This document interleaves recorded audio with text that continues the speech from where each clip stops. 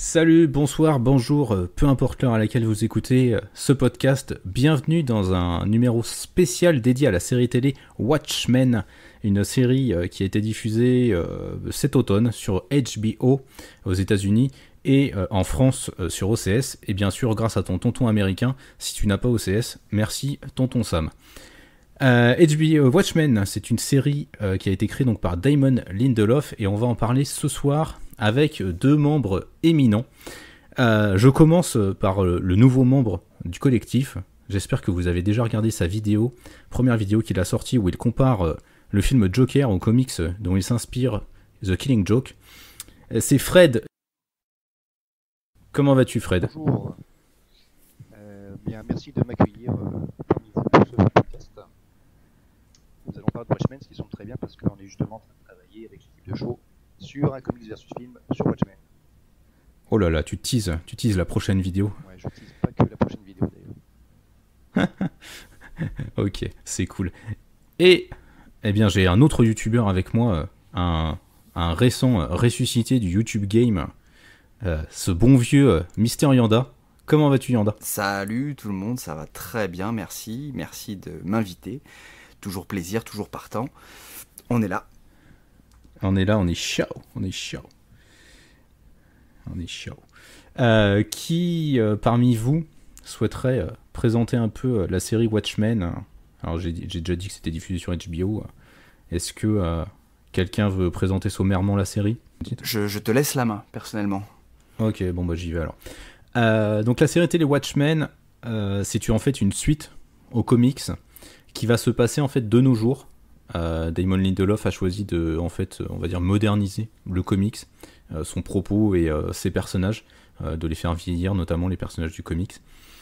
Et donc en fait, on va débarquer dans la ville de Tulsa, ville, je ne sais plus, je crois que c'est du sud des États-Unis, il me semble, si je dis pas de bêtises.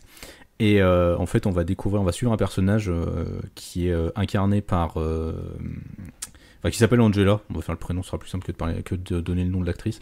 Donc, qui s'appelle Angela, qui porte un costume de vigilante et qui travaille pour la police et qui va mettre à jour une conspiration, un peu comme dans le comics original.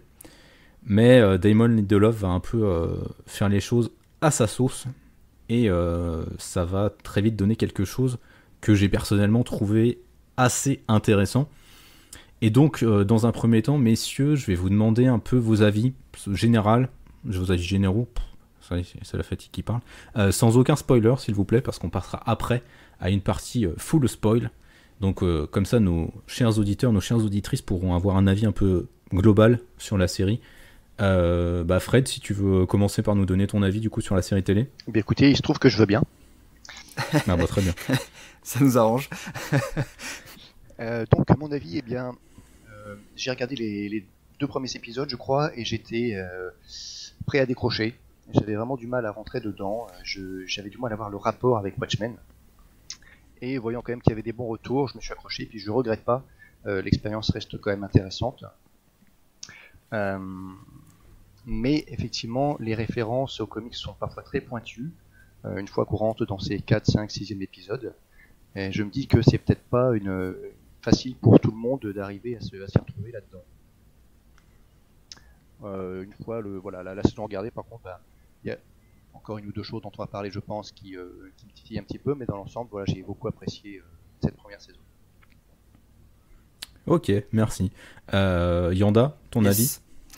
Alors, d'un point de vue global et sans spoiler, je trouve qu'on est sur une série qui se place dans le très haut du panier. Pour tout un tas de raisons, mais voilà. Mais je précise encore une fois sur une échelle de globalité, donc si on englobe l'ensemble des 9 épisodes. Si on va un petit peu plus dans le détail, sans spoiler toujours, j'ai beaucoup accroché en étant très surpris dès le départ, un peu à l'inverse de Fred justement. Moi j'ai tout de suite très accroché très fort. Et par contre, j'ai moins aimé le dernier tiers, enfin l'avant-dernier épisode, et j'ai détesté le dernier épisode. Voilà. Ok, D'accord, ok. Bah moi du coup, pour donner mon avis très rapidement, je me situe plutôt du côté de Fred, pour le coup. J'ai vu les 2 premiers épisodes, j'étais en mode ouais, pourquoi pas, mais je vois pas trop le rapport avec Watchmen. Au fur et à mesure, ça se met en place, ça se construit. Il y a pas mal de choses que j'aime bien. Sur la fin, il y a des choses qui me font tiquer, notamment l'avant-dernier épisode. On en a un peu parlé en off avec Yanda. J'ai un peu tiqué sur certains éléments. J'aime bien la fin. Surtout, j'aime bien le fait qu'en fait, ça se positionne un peu comme une fin de série. Un truc en one shot, vraiment en clos, et qui appelle pas forcément une suite. Donc ça, j'ai plutôt bien aimé. Après, voilà, il y a pas mal de choses qui me font tiquer, mais globalement, j'ai bien aimé les thématiques qui étaient abordées, j'ai bien aimé la tonalité globale. Au niveau de la réalisation, ça déboîtait quand même bien du cul. La musique, bon, bah, c'est Trent Reznor de Nine Inch Nails et Atticus Ross qui ont déjà fait les BO de ce Social Network et Millennium de David Fincher. Donc c'est déjà des BO qui tabassent pas mal, et là je trouve qu'ils envoient bien le pâté. Donc de ce côté-là, j'étais vraiment séduit. Le casting de personnages me plaît aussi pas mal. Mais voilà, il y a des petits trucs qui me font un peu tiquer, et je trouve que, comme très souvent quand une série est un peu mieux écrite que la moyenne, Internet s'est un peu emballé très très vite. Donc, mais voilà, mais globalement, j'ai quand même beaucoup aimé. Alors, excuse-moi. Alors, petite question qui a absolument rien à voir. Je veux savoir si sur ton échelle, déboîter du cul, c'était C'est une meilleur très bonne question. Non, déboîter du cul, c'est mieux qu'envoyer du pâté. Ouais, j'ai une échelle de valeur très personnelle. Pour savoir.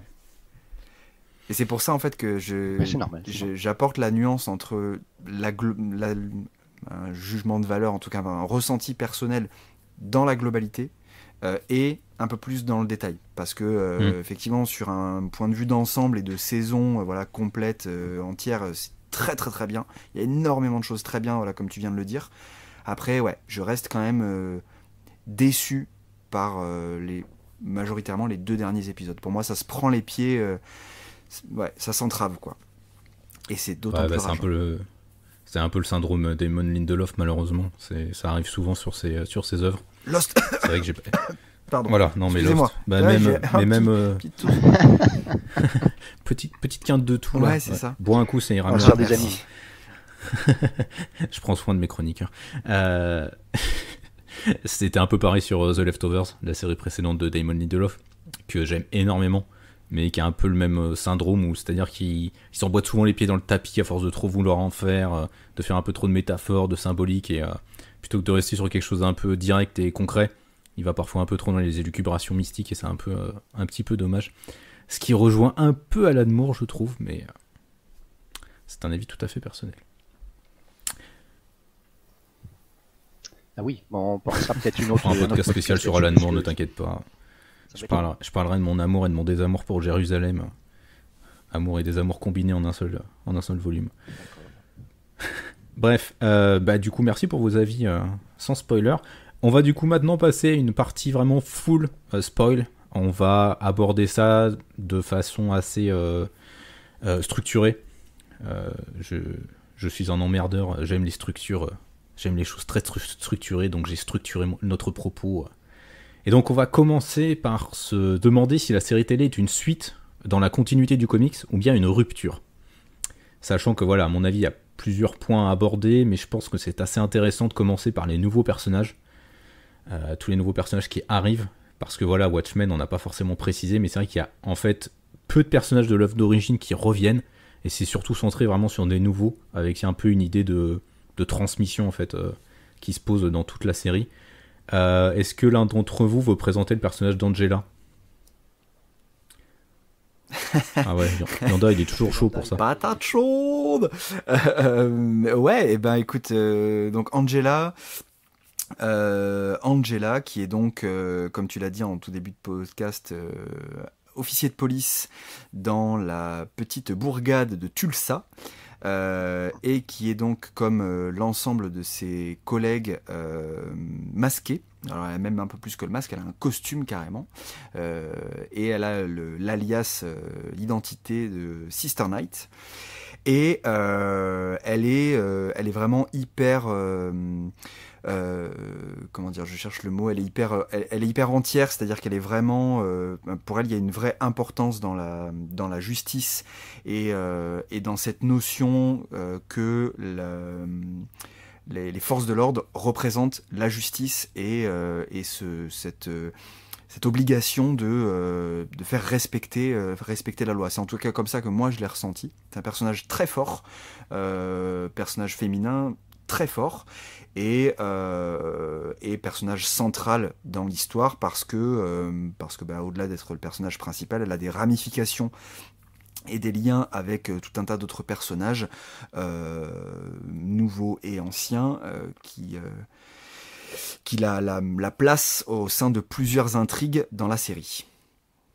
Mais quelle présentation, dis donc, c'était magnifique. Ah, je peux rester, merci. Ouais. Merci. Ah ouais, c'est bon, tu peux te barrer maintenant. Ah. Non, je déconne.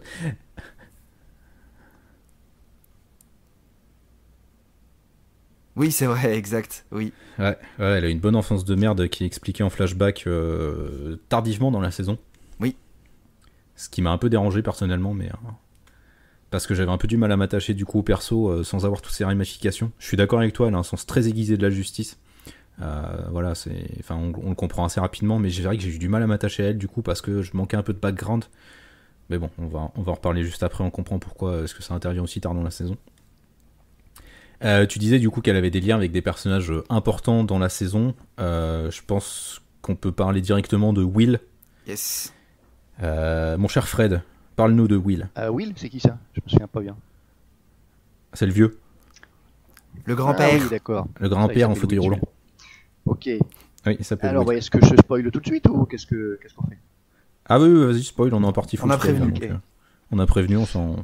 Donc, effectivement, il y a un personnage qui intervient, un vieux qui est handicapé, en fauteuil roulant, et qui prétend avoir un peu plus de 100 ans, et bon, qui va commettre un premier crime en s'attaquant, en tuant, en pendant le shérif de la ville. Et on apprend au fur et à mesure qu'en tout cas, il se prétend être le grand-père d'Angela. Et on apprend encore un peu plus tard que ce dit grand-père est en fait le juge masqué dans le personnage du comics qui est de retour. C'est ça, c'est un peu une grosse révélation dans un épisode que c'est l'épisode 6 je crois, qui est du coup là en flashback et pour moi c'est le meilleur épisode de la saison. Clairement c'est celui qui c'est celui qui arrive le mieux à reprendre la narration en fait de Alan Moore. Aussi bien excellent épisode et aussi bien excellente reprise du personnage. Enfin, je trouve que c'est vraiment là il y a quelque chose qui a été apporté à ce personnage et dans la continuité du comics. Peut-être un tout petit détail près peut-être que j'ai noté dans le pardon, un petit détail près que j'ai noté dans le comics, mais vraiment un très bon boulot là-dessus. Ouais, il y a un vrai bon boulot. C'est là où on sent en fait le boulot de réécriture de Damon Lindelof, mais qui en même temps, je trouve, s'intègre de façon assez harmonieuse en fait dans Watchmen et dans les thématiques que voulait aborder Watchmen, qui étaient très sociales en fait, très politiques. Donc clairement, enfin voilà, Will, pour vous expliquer, du coup dans cet épisode flashback, on découvre en fait que donc il était policier. En fait, la série commence avec le massacre de Tulsa, qui est un événement historique assez peu connu en fait dans l'histoire américaine, qui du coup a été un massacre en fait de la population noire de la ville de Tulsa. Et du coup, il y a un petit garçon qui se fait mettre par ses parents dans une espèce de chariot, et qui du coup, ils le font fuir un peu de la ville, tel une espèce de Superman noir. Et bien en fait, on découvre donc que cet enfant, c'est Will. Et donc en fait, on va le suivre au moment où il va intégrer la police.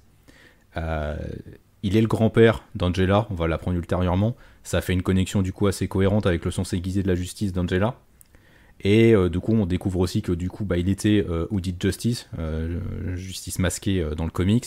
Il a fait donc partie des Minutemen. Il avait une relation homosexuelle avec le chef des Minutemen, Gardner. Et donc voilà, et c'est vraiment lui qui fait vraiment, je trouve, le lien avec Watchmen, qui puise dans l'histoire de Watchmen et qui donne vraiment un lien très, très intéressant. Et en fait, en se focalisant du coup sur le massacre de Tulsa, Damon Lindelof, en fait, il pose vraiment sa série télé comme une analyse du racisme qui existe en fait dans la société américaine et des ségrégations en fait qu'ont vécu les populations noires, parce que donc Will pend le shérif de la ville, le supérieur hiérarchique de Angela, donc sa petite fille, parce qu'il a fait partie du Ku Klux Klan avant. Et donc c'est pour ça en fait qu'il le pend. Bon après il y a d'autres raisons qu'on va découvrir ultérieurement. Mais voilà, enfin les deux personnages sont très connectés, très liés. Il y a un autre personnage qui gravite autour de Angela, qui s'appelle donc Looking Glass. Je vais le présenter moi du coup, puisque je vous ai fait bosser juste avant. Looking Glass, c'est un peu le Rorschach 2.0 de Damon Lindelof. C'est quelqu'un qui se balade avec une cagoule sur la tête qui est dans une matière étrange qui empêche les ondes normalement de passer à travers, et donc qui empêche de le lire télépathiquement et de lire tout ce qu'il a dans sa petite tête. Et donc c'est un peu lui qui fait en fait les comment ça s'appelle déjà, les détecteurs de mensonges dans le cadre de la police de Tulsa. Pareil, c'est un personnage qui va du coup être focalisé dans un épisode. En fait, Damon Lindelof implique un peu la même structure narrative que dans Leftovers ou dans Lost. Un épisode est consacré à un personnage, et donc on en apprend plus à travers lui. Voilà, Looking Glass, c'est un peu sous le masque on va dire l'américain moyen en fait, hein, sans que ce soit dégradant d'une quelconque manière. Voilà, il dit howdy au lieu de dire hello pour dire bonjour. C'est très très drôle. Il a un accent texan bien calibré. En même temps, j'ai regardé Tulsa, c'est juste au-dessus du Texas, donc c'est plutôt logique. Et voilà, c'est un personnage qui du coup a plein de problèmes psychiatriques, comme Rorschach, mais Damon Lindelof arrive un peu à le faire émerger de cette simple figure dont on pouvait penser qu'il resterait, dans laquelle il resterait toute la saison. Il arrive un peu à le faire évoluer, à le faire sortir de ça. Mais de la même façon que Rorschach, c'est un peu lui qui découvre le grand mystère, le grand complot, qui découvre un peu toutes les ramifications. J'ai pas trouvé que c'était le personnage le plus intéressant de la saison personnellement, parce qu'il m'a un peu trop rappelé Rorschach. J'ai trouvé la référence un petit peu lourde. En fait, je pense qu'il est intéressant pour une chose, c'est qu'il rappelle donc la catastrophe, l'explosion à New York de cet extraterrestre tentaculaire et des ondes psychiques qui ont tué je ne sais pas combien de personnes en vérité. Et donc cette matière réfléchissante est censée protéger de ce genre d'attaque. Et effectivement, on le voit, du coup, on apprend à ce moment-là son passé, qu'il est un peu une espèce de prêcheur, enfin dans un groupe de prêcheurs. Et a priori, je pense qu'il n'est pas vraiment resté sur cette voie après. Non, je pense qu'il a très, très, très rapidement glissé. Mais oui, c'est vrai que j'ai oublié de noter cette séquence-là où, du coup, en fait, on se rend compte qu'il a un peu, ça a été un pivot en fait, le moment où l'attaque. Le monstre tentaculaire que lance Ozymandias sur New York, c'est un peu un moment décisif pour lui. Ça donne lieu à une séquence que j'ai trouvé assez fabuleuse en termes de réalisation, en termes d'ambition pour une série télé. On découvre un plan où en fait on remonte du personnage jusqu'à voir en fait l'île de Manhattan et puis du coup tous les ravages qui ont été causés par la créature tentaculaire. Je vais y arriver, putain la fatigue c'est pas beau. Donc tentaculaire et tous les dégâts du coup qu'elle a causé dans New York.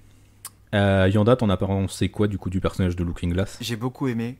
Ouais. J'ai beaucoup aimé le personnage, ouais. Alors, d'une part pour le côté effectivement Rorschach hyper appuyé, hyper prononcé, mais parce qu'en plus de ça, c'est aussi, alors un petit peu comme tous, mais vraiment chez Looking Glass, c'était assez fort, j'ai trouvé. Il est comme beaucoup de bons personnages, j'ai envie de dire Watchmen, tu sais, on ne sait pas vraiment où placer le curseur entre est-ce que c'est un gentil, est-ce que c'est un méchant. Il y a toujours il est dans une espèce de zone grise où il oscille un peu entre les deux et c'est assez intéressant chez lui. Je trouve que avec tout justement ce background et pour le coup lui cette vraie connexion avec le comics, avec les événements qui concluent le comics, je trouve dommage qu'il soit utilisé comme ça à la fin. Parce que c'est un petit peu comme la série. Alors, enfin, non, je caricature pour la série, mais typiquement Looking Glass et d'autres personnages dont on parlera après, c'est un personnage où arrivé à la fin de la série, je me suis dit ah merde, tout ça pour ça. C'est dommage. Il y a plein de trucs super intéressants et notamment voilà cette espèce de Rorschach 2.0 parce que l'image de Rorschach n'est pas du tout, et ça c'est quelque chose de très bien joué de la part de Lindelof, n'est pas du tout celle qu'a le grand public IRL, du coup nous fans, pas forcément les gens qui n'ont pas forcément lu le comics et connaissent bien le comics, et surtout les gens qui vont avoir juste vu le film, c'est pas forcément l'image de Rorschach que tu vas avoir qui est celle retranscrite dans la série, et qui est pourtant une évolution tout à fait logique de ce personnage-là. Mais voilà, à côté de ça, t'as ce Looking Glass qui est effectivement ce Rorschach 2.0 et caractère très fort, personnage très fort, identité très forte. Effectivement, son Audi, il me bute à chaque fois. Je trouvais hyper cool toutes ces interventions. Là, le mec hyper distant, hyper mystérieux, et qui au final se retrouve chez lui comme Rorschach à garder son masque, alors on sait pourquoi, et à juste le soulever pour bouffer sa canette de haricots comme Rorschach. Voilà, il y a plein de trucs très très cool avec ce personnage. Donc quand tu parles de l'image de Rorschach, tu parles du 12e de cavalerie. Ouais, c'est ça le 12e. 12e de cavalerie. La 7e cavalerie, ouais. 7e de cavalerie, pardon. Ouais, c'est tout. Alors, du coup, on peut peut-être embrayer sur Rorschach, en tout cas l'image de Rorschach. Dans la série, Rorschach est le symbole qui est utilisé par donc la 7e cavalerie, qui est un groupuscule d'extrême droite. Alors c'est suggéré, c'est pas dit il me semble en tout cas de façon explicite, mais ce sont les descendants directs et spirituels du Ku Klux Klan, de la première compagnie dont j'ai perdu le nom, le Cyclope, voilà. Les Cyclopes qui sont ceux qu'on voit dans le flashback sur l'épisode de Wounded Justice, voilà, ils sont tous liés et on arrive à la 7e cavalerie qui est donc ce groupuscule d'extrême droite et qui eux aussi sont masqués et utilisent le masque de Rorschach. Donc ça place Rorschach en symbole d'extrême droite et alors ça peut choquer et surprendre le grand public, mais pourtant c'est tout à fait correspondant, en tout cas je trouve, dans la psychologie du personnage et dans son comportement au niveau du comics. C'est effectivement, si tu places le truc dans un curseur et dans une suite évolutive sur une timeline, pour moi c'est pas du tout déconnant qu'un groupuscule d'extrême droite, ayant en plus eu accès à son journal qui raconte les événements, etc., en déformant un petit peu, en laissant passer 30 ans, laissant 30 années de boulot se faire et de propagande, etc., c'est pas du tout déconnant d'arriver à un groupuscule d'extrême droite qui le brandit en étendard et ça se revendique ouvertement comme étant les héritiers et les enfants de Rorschach, quoi. Moi, pour le coup, j'ai eu un petit peu de mal avec cet aspect Rorschach extrême droite. Ouais, autant, bon, à Rorschach, voilà, le côté extrême droite, ultra sécuritaire, on va dire, et puis, pour oublier dans le comics, le News Frontierman qui le lit, c'est le seul journal qui est pour le maintien des justiciers. Donc je pense que c'est aussi pour ça qu'il le lit. Parce que bon, dans le comics, jamais tu vois Rorschach tabasser un noir ou quoi. On est assez loin. C'est vrai, ouais, c'est vrai. Et du coup, c'est vrai qu'au début, ça m'a fait bizarre de voir ces gars-là. Puis bon, quand j'ai appris qu'après, ils connaissent le plan d'Ozymandias et que donc ils cherchent à s'y opposer, ou en tout cas à le détourner, le fait qu'ils portent le masque de Rorschach devenait déjà un peu plus logique pour moi. Moi, je rejoins assez Yanda en fait sur le fait que ça me paraît pas déconnant que Rorschach soit réutilisé par une frange d'extrême droite qui, quand on voit aujourd'hui comment fonctionnent un peu les mouvements justement suprémacistes blancs, sont beaucoup sur la récupération d'icônes et d'images assez borderline, et Rorschach est une image borderline. Il a une vision de la justice qui est assez extrême. Enfin, on le voit dans le comics quand il raconte en flashback la première fois, enfin quand il a explosé la tête du chien et qu'il a explosé le mec derrière qui cramait des gosses. Il y a toute cette logique en fait de violence extrême et de conception de la justice très extrémiste de Rorschach qui fait que pour moi ça paraît cohérent en fait de le réinscrire dans une réinterprétation par des suprémacistes blancs. Après, c'est vrai que Damon Lindelof l'a très fortement expliqué dans une de ses interviews. Rorschach, il les verrait, il leur exploserait la tronche aussi. Tout à fait, ouais, bien sûr, ouais. Il y a effectivement à prendre en compte qu'il y a du coup les 30 ans qui séparent la fin du comics aux événements de la série. Il y a effectivement 30 ans qui se sont passés et on sait que l'histoire est déformée, adaptée, on garde ce qui nous arrange, on transforme un peu les choses et les images et les symboles et c'est effectivement pour moi en tout cas quelque chose de plausible pour le coup. Oui. Dans tous les événements qu'on va avoir dans la série, c'est quelque chose que je trouve plausible parce que effectivement je me dis ouais ça marche, pour moi ça marche en tout cas. Oui, ça marche, ça fonctionne en tout cas. Ça fonctionne, ouais. Et puis du coup, la 7e cavalerie, on se rend compte pas très rapidement au final, on le découvre assez tardivement, que c'est un des nouveaux personnages du coup introduits dans la série, Jokin, un sénateur qui en est le chef. Jokin, il agit un peu comme un... je l'ai pas trouvé forcément... Enfin, il est bien mis en avant, c'est pas étonnant que ce soit un enfoiré de première. Surtout qu'en fait, je trouve qu'il agit un peu comme une espèce de reflet, mais propre sur lui de Donald Trump. C'est-à-dire que le mec qui manipule la vérité, qui sait très très bien parler, mais qui manipule un peu tout le monde dans tous les sens comme ça l'arrange, et qui adopte en fait les discours qu'il veut bien, parce qu'en fait il est le chef de la 7ème cavalerie, mais on se rend très vite compte en fait il en a absolument rien à foutre d'eux. Son seul objectif en fait c'est de récupérer les pouvoirs de Dr Manhattan et de dominer le monde en fait, d'avoir le pouvoir ultime, et puis voilà. Je sais pas, du coup vous en avez pensé quoi du personnage de Jokin? J'ai trouvé cool. Voilà, on peut commencer à parler un peu des clins d'œil et des trucs comme ça. J'ai trouvé cool qu'on utilise le nom Kin, qui pour le comics, c'est le nom du sénateur qui a fait passer la loi interdisant l'activité de super-héros. Et le sénateur Jokin, en l'occurrence dans la série, est le sénateur qui, lui, a fait passer la loi dans alors je sais pas si c'est le comté de Tulsa ou si c'est l'État entier, pour permettre aux flics d'être masqués. Alors après une nuit de massacre menée par la 7ème cavalerie qu'il avait donc organisé, puisque tout ça faisait partie de son plan politique. Mais voilà, j'ai trouvé le parallèle intéressant et plutôt bien vu, parce que c'est un truc que tu peux complètement passer au travers en regardant la série sans avoir lu le comics, et ça change rien à ta compréhension du truc.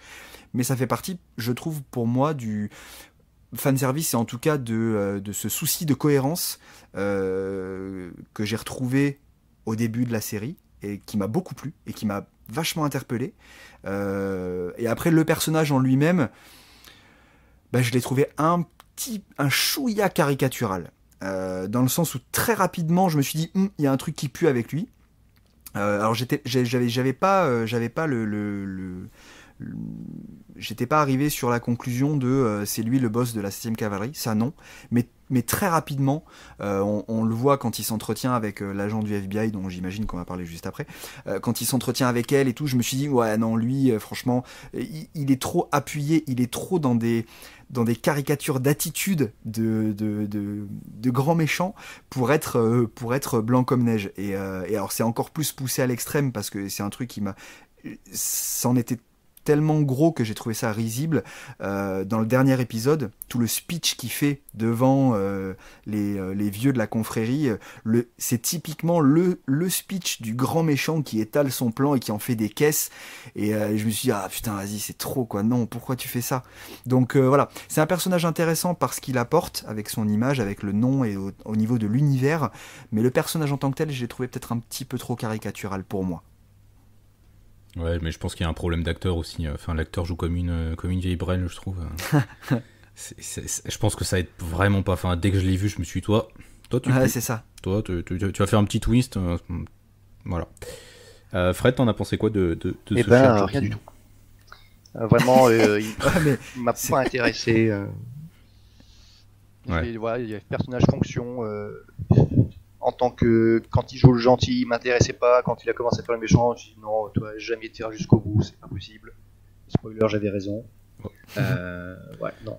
Enfin voilà, il fait le taf, mais pas rien de spécial, quoi. Mais c'est vrai, voilà, c'est ce que tu dis, c'est typiquement le personnage fonction, c'est-à-dire que il est là pour apporter les références, parce que de la même façon, dans le dernier épisode, quand il se fout à poil et qu'il se retrouve en slip, et qu'il porte donc ce fameux espèce de je sais pas, de truc chelou en plus, personne en 2019, aucun grand méchant en 2019 se défroque et se retrouve avec ce truc-là, si ce n'est pour faire une référence aux comics et au moment où Dr Manhattan n'était pas encore complètement à poil, il portait ce slip-là, voilà, regardez, c'est un clin d'œil, voilà, mais sinon, effectivement, en tant que personnage, c'est vraiment une coquille vide, quoi. Ah, il est très très creux, et ça permet. Enfin, je suis d'accord avec toi sur le fait qu'ils mettent le slip de Manhattan. Je trouve qu'il y a un vrai. Enfin, autant il y a des fois où Damon Lindelof est vraiment brillant et intelligent dans la réutilisation qu'il fait du fan. Enfin, que ce soit du fan service ou même d'éléments scénaristiques abordés et des thématiques abordées par Alan Moore, autant des fois, mais il te fait des trucs tellement gros comme un camion. Enfin, moi, dans le premier épisode, je me souviens que la scène où les morceaux de la pieuvre qui tombent, j'étais là en mode, à quoi ça sert? Bon, tu comprends ultérieurement à quoi ça sert, mais sur le coup, t'es là en mode, t'as juste l'impression que le mec a placé une référence pour justifier le titre Watchmen dans ce premier épisode. Et j'avais trouvé ça un peu en mode, c'est con, quoi. Ah ouais, bah alors tu vois, alors pour moi, dans le fanservice con, typiquement le dernier épisode c'est Festival. Mais alors pour le coup, sur la pluie de bébés poulpes dans le premier épisode, ça m'a interpellé. Mais le fanservice que j'ai trouvé un peu plus, alors pas gratuit, mais facile, c'est la goutte de sang sur l'étoile du shérif à la fin. Oui. Je me suis dit, ah ouais, vas-y, ok, d'accord, c'est Watchmen, on a compris. Mais voilà, pour moi, ça, c'était beaucoup plus facile que la pluie de poulpe, parce que, au contraire, tu vois, avec toute la com qui avait été faite sur la série, qui était hyper cryptique, et on savait, enfin, moi personnellement, je savais pas trop à quoi m'attendre, en tout cas, et voir ça, dans le premier épisode, je me suis dit ah ouais, ok, d'accord, donc déjà les gens qui n'ont vu que le film, ils vont pas comprendre du tout. Par contre, les gens qui vont avoir compris le comic, enfin qui vont avoir en tout cas au moins lu le comics, tout de suite ils peuvent recabler. Ça a fait une coupure très nette, enfin je l'ai ressenti comme ça, en disant ok, le film il est là, il a été fait, machin, etc. Puisqu'en plus, bon, on y reviendra, mais il pioche dedans aussi. Mais clairement, le matériau de base et ce sur quoi on va vraiment s'appuyer, c'est le bouquin. Et du coup, ouais, j'ai pas ressenti ça comme toi pour la pluie de bébé poulpe. Ouais, Fred, t'en as pensé quoi du coup du fanservice? J'avoue, je me suis pas posé la question. Après, effectivement, j'ai eu la même réaction qu'Yanda sur la poulpitude. Je me suis dit, ah ok, ça c'est vraiment pour le fan qui s'est tapé 8 heures sur le pavé Watchmen, sinon c'est pas la peine de rentrer là-dedans, ils vont rien comprendre, quoi. Ils vont dire c'est quoi ces histoires de poulpe, et puis ils vont éteindre la télé. Pardon, j'ai dit la télé, je suis né dans les années 70, je suis désolé. On t'en veut pas, t'inquiète pas. Ouais, non, mais c'est vrai que, oui, clairement, on va en reparler après, hein, mais il est pas du tout sur le film. Hein. Enfin, moi, j'ai des potes qui voulaient le regarder, qui avaient pas lu le comics. Je leur ai dit non, laissez tomber, vous avez pas lu le comics. Je pense que vous allez pas comprendre grand chose, et ça va pas forcément avoir beaucoup d'intérêt pour vous. Du coup, c'est vrai que je leur ai pas forcément recommandé ils pourront le faire, mais d'abord, il faudra venir voir mon émission. Voilà. Par exemple. Voilà. C'est la meilleure chose à faire, je pense. Hein. Ah oui, je pense, oui, évidemment. Du coup, ce qu'on va faire, on va passer aux personnages de Watchmen, du coup, qui sont réintégrés dans la série. Si je me trompe pas, le premier personnage qu'on voit officiellement, hein, j'entends, qu'on voit qui vient de l'univers Watchmen, c'est Laurie, qui réapparaît, je crois, à l'épisode 3, il me semble, ou à l'épisode 2, je sais plus. C'est 3, je crois, ouais, ça doit être le 3ème. Ouais, je crois que c'est 3. Ça me semble un peu juste de mémoire. Donc Laurie qui revient, qui a pris le nom de son père, donc qui s'appelle Laurie Blake, qui est agent assez haut gradé dans l'FBI, il me semble. Ouais. Et qui agit du coup sous les ordres de l'autre enfoiré de Senator Keane, personnage Joseph, on l'a dit. Donc, alors je vous avoue que j'ai vraiment pas pensé grand chose de Laurie. Jean Smart joue très très bien, mais alors au-delà de ça, j'ai trouvé que le personnage, en fait, faire un épisode centrique sur elle pour ensuite vraiment, je trouve, l'évacuer et la faire revenir dans le dernier épisode de manière un peu. Pour rien. Forcée pour rien. Pardon. C'était pas très utile, quoi. Enfin, autant ne pas la foutre là, en fait. J'ai pas bien vu l'intérêt, quoi. Ouais, pareil, j'ai eu du mal à me raccrocher au personnage. Alors, voilà, je me suis demandé, mais comment elle est arrivée là? Qu'est-ce qu'elle fout là, quoi? Ouais, c'est ça, en fait. Ça aurait été intéressant de savoir comment est-ce qu'elle en est arrivée là, en fait. Enfin, je trouve que ça aurait été plus intéressant que Damon Lindelof nous explique comment elle en est arrivée à prendre le nom de son père, comment elle en est arrivée à rejoindre le FBI, enfin, tous ces trucs-là, quoi. Ça aurait été, je trouve, plus intéressant que ce qu'il en a fait, quoi. Et moi, le personnage de Laurie, je te rejoins un peu sur le fait que j'ai trouvé très cool son arrivée dans la série. Hyper forte, personnage très fort, et pour à la fin ne servir à rien. Et grosse déception pour effectivement la façon dont elle est utilisée à la fin. Alors, dans le podcast que j'ai fait avec Chris, Matt et Valentin sur la série, Chris avait émis un argument qui est très juste, c'est que au final, comme dans le comics, le personnage, dans la dernière en tout cas partie, ne sert à rien. Donc ça peut être une sorte d'hommage ou en tout cas de continuité, de répétition. Mais bon, c'est peut-être un peu léger. Mais en tout cas, ouais, j'étais hyper content moi de la voir. Quand j'ai percuté que c'était elle, je me suis dit ah putain c'est trop bien. Et alors du coup, son background n'est effectivement pas creusé dans la série, mais il est un petit peu plus détaillé dans des ressources que HBO ont mis à disposition des téléspectateurs via leur site, dans une rubrique qui s'appelait le Pitipédia, qui en fait, alors je vais expliquer l'origine du nom juste après, mais qui en fait était du coup voilà, des ressources complémentaires à chaque épisode pour venir étoffer un petit peu l'univers et expliquer des choses. Et dans les documents qui étaient sur le Pitipédia, on a énormément d'informations sur Laurie et sur son évolution depuis la fin de Watchmen jusqu'à la série en fait.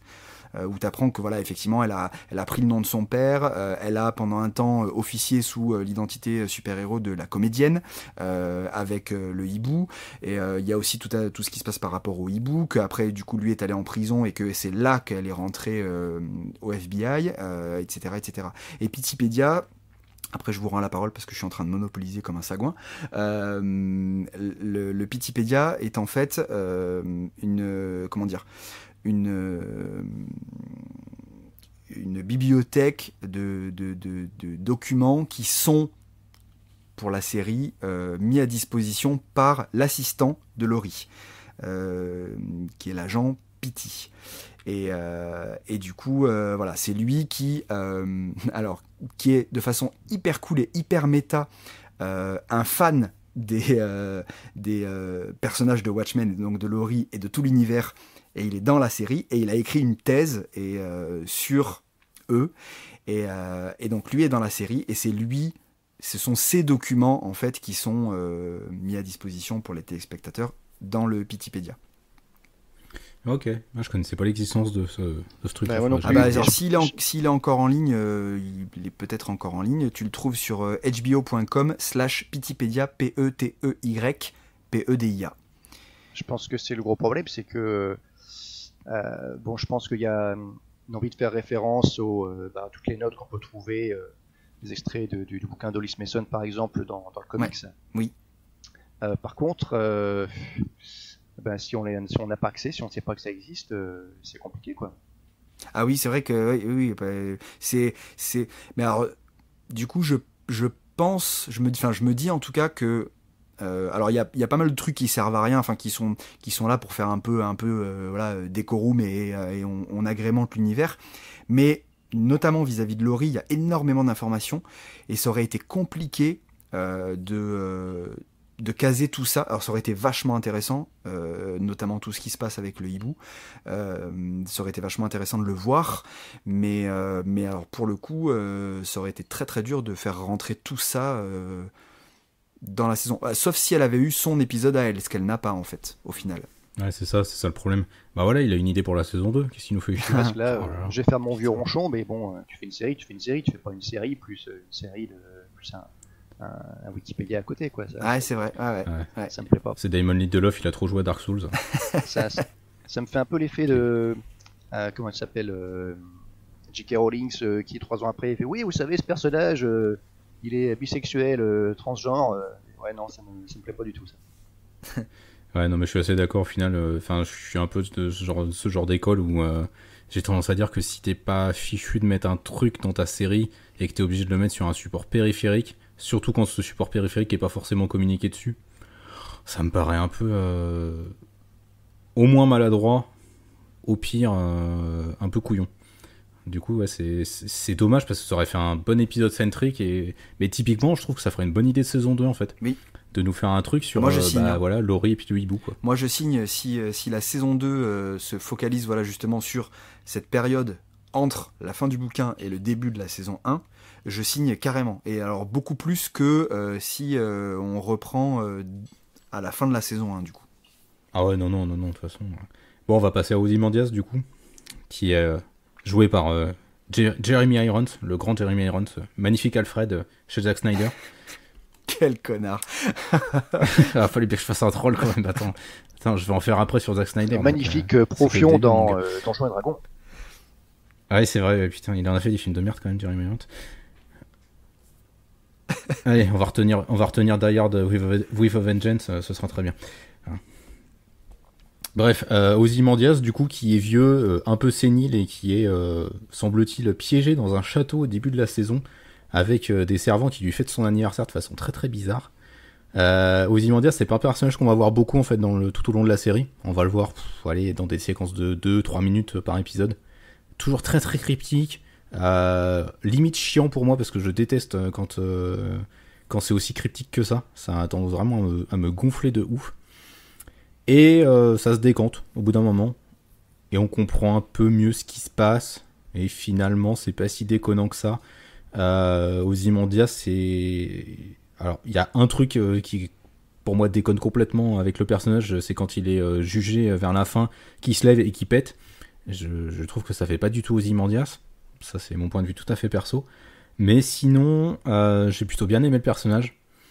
Je trouve... Enfin, c'est un peu bizarre parce qu'en fait... il y a vraiment une réécriture du perso.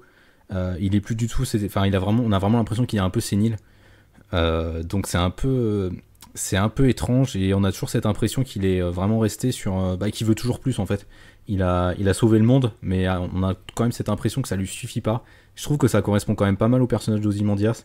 Je l'imaginais plutôt bien agir comme ça suite aux comics en fait. Ne pas s'arrêter là et continuer à chercher quelque chose d'autre. Donc c'est pas déconnant et après les séquences avec lui m'ont quand même fait mourir de rire à certains moments. Enfin, il y a plein de séquences avec les clones en fait qui l'accompagnent de partout sur cette espèce d'endroit où il est emprisonné, dont on découvre plus tard que c'est en fait une des lunes de Jupiter, mais on va en reparler juste après.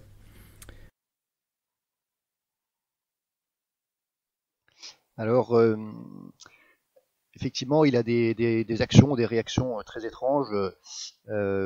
Après, j'ai tout mis sur le fait que il a complètement viré, quoi. Il est complètement fou. Et que je pense, voilà, en fait, je pars du principe qu'à partir du moment où dans le comics, il a tué je ne sais plus combien de millions de personnes, voilà, il a complètement viré. Et du coup, tout ce qu'il fait, je le prends comme voilà, il est fou, il fait, voilà, fais ce que tu as à faire, vieux, il n'y a pas de problème.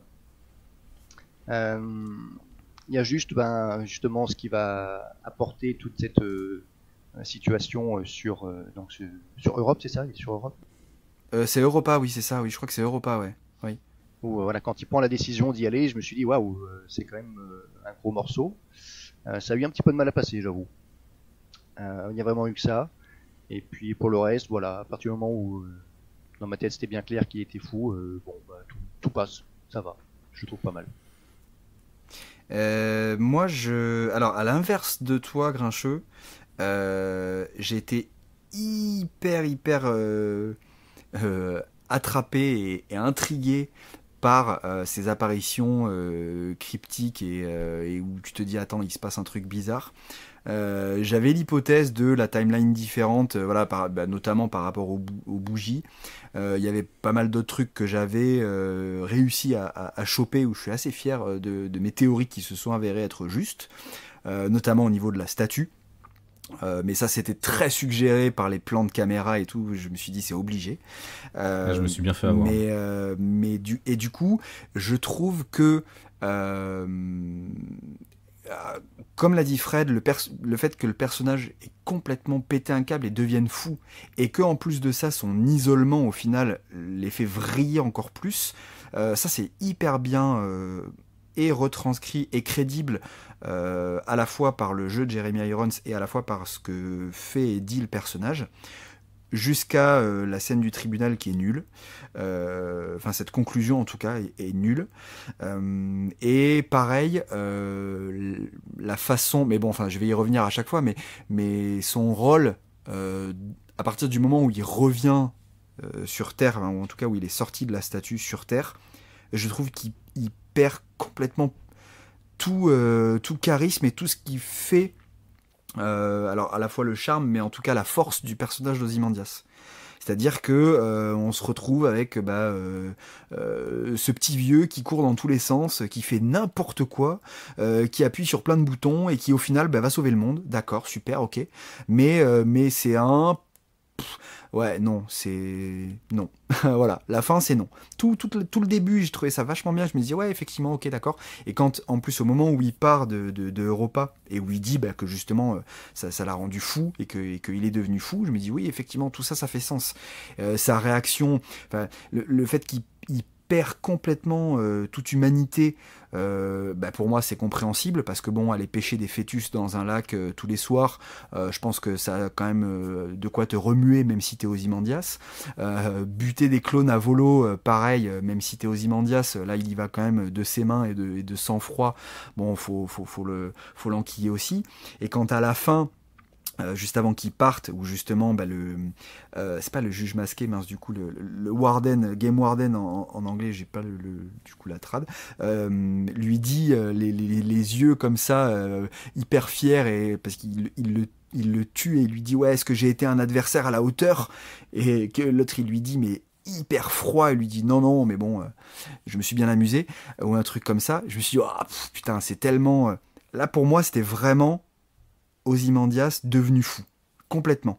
Et je trouve qu'après, il y a une vraie cassure entre toute cette partie-là, et quand il revient après sur Terre, où il devient juste... pas pathétique, parce que c'est un peu trop fort, mais il perd toute sa splendeur, quoi. Disons que c'est un peu Doc de Retour vers le futur, quoi. Ouais, c'est ça, mais... ouais, mais en nul. Ouais, mais c'est ça, non, mais parce que Doc, ça correspond dans l'esprit de Retour vers le futur, c'est une comédie, donc forcément ça correspond que le mec soit cinglé et qu'il appuie sur tous les boutons.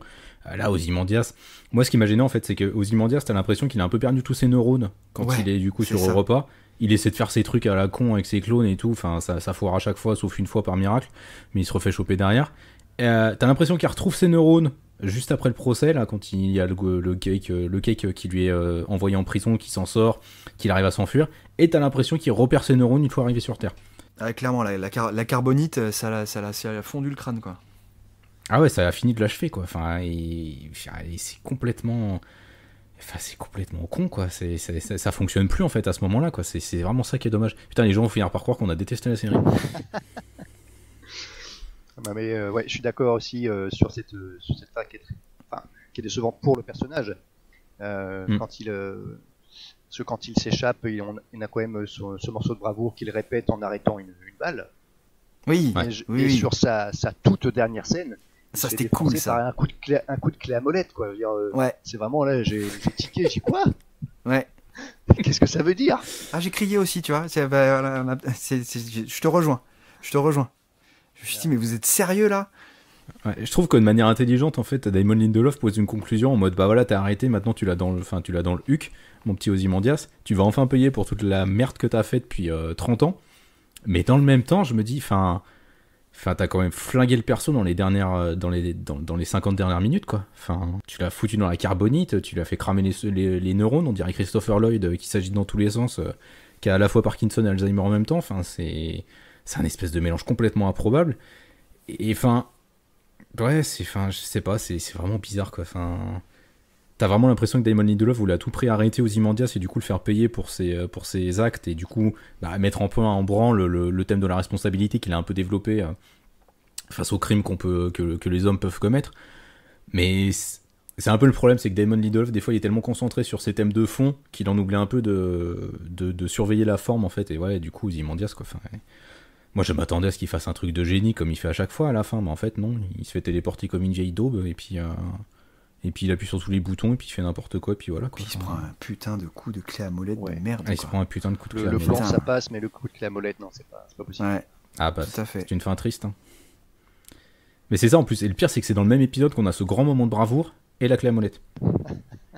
Ascenseur émotionnel. Ouais, complètement. Ouais, c'est ça. Complètement. Comme Ozymandias quand il est atterri sur Terre, quoi. C'est la même chose. Écoutez, du coup, messieurs, si on a fait le tour d'Ozymandias, je vous propose de passer au gros morceau, le Schtroumpf. Oui, c'est vrai qu'il faudra un peu plus de temps pour faire le tour. Comme j'aime à l'appeler. Alors, le Schtroumpf. Dr Manhattan. Si ça vous... Est-ce qu'il y en a un de vous qui veut en parler ou j'en parle? Commence, vas-y, allez. Allez, j'y vais. Donc, le grand Schtroumpf bleu, Dr Manhattan, qu'on ne voit pas pendant toute une partie de la saison, sauf qu'en fait on le voit. Mais on ne le sait pas. Il y a en fait un gros twist à la fin de l'épisode 7 où on se rend compte qu'en fait, le mec que Angela trimballait un peu avec elle, qui était donc son mari, qui s'appelait Cal et qui est joué par l'acteur qui jouait Black Manta dans le film Aquaman de James Wan, donc un rôle de consécration quand même, eh bien en fait c'était Dr Manhattan qui s'était en fait caché parmi les humains et qui était retombé amoureux d'une femme, patati patata, et en fait, eh bien, du coup, la 7ème cavalerie veut en fait lui voler ses pouvoirs. Voilà. Et donc, bah, forcément, Angela, à la fin de l'épisode 7, eh ben, elle réveille Dr Manhattan, qui avait en fait pris possession du corps d'un mec black qui plaisait à Angela. Donc, en fait, on va découvrir pendant tout l'épisode 8 tout le chemin qu'a parcouru Manhattan de la fin du comics jusqu'au début de la série, en fait. Et c'est un épisode qui... alors beaucoup l'ont trouvé génial, l'ont trouvé génialissimement écrit. J'ai trouvé qu'il singeait tellement l'écriture d'Alan Moore, mais de manière presque parfois auto-parodique, et ça en devenait un peu limite gênant par moment. Et surtout, j'ai un gros problème. Intégrer Dr Manhattan, ça me dérange pas, on s'y attendait, on l'avait plus ou moins vu dans les bandes annonces, donc ça me gênait pas.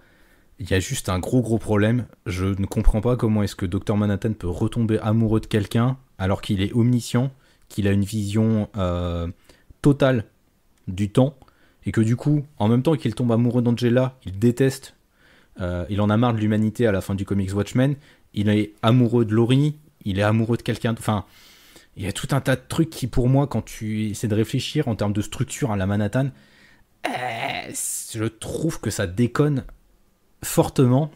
Et puis alors, enfin, j'aime beaucoup les effets spéciaux pratiques, mais maquiller le gars en bleu, c'était une idée à la con.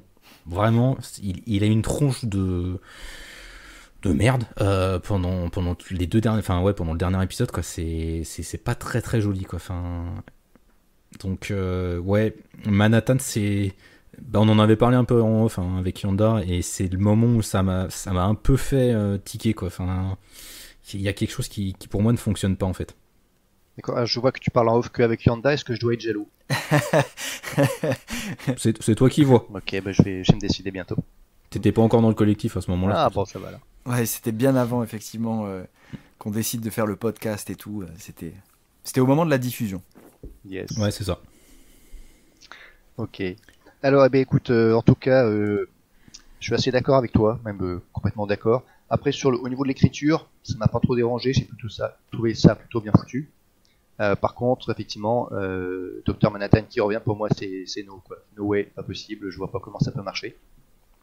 On finit effectivement le comics sur, voilà, il accède à sa divinité, quoi. Et vraiment, il se détache de l'humanité, il prend toute son ampleur. Je vois pas comment il peut faire demi-tour. Pour moi, ça fonctionne pas. Il y a une barrière là. Donc voilà, il m'a fallu que je fasse un gros effort de, allez, disons que peut-être ça pourrait passer, pour que je puisse continuer la série. Mais vraiment, jusqu'au bout, ça m'a gêné, quoi. Pour ma part, le Dr Manhattan, c'est compliqué. C'est compliqué. Alors, il y a plusieurs choses, il y a plusieurs éléments. Sur le personnage du Dr Manhattan en tant que tel, effectivement, je suis comme vous, c'est-à-dire que l'intégrer dans la série et tout, ok, soit. L'intégrer comme ça, non.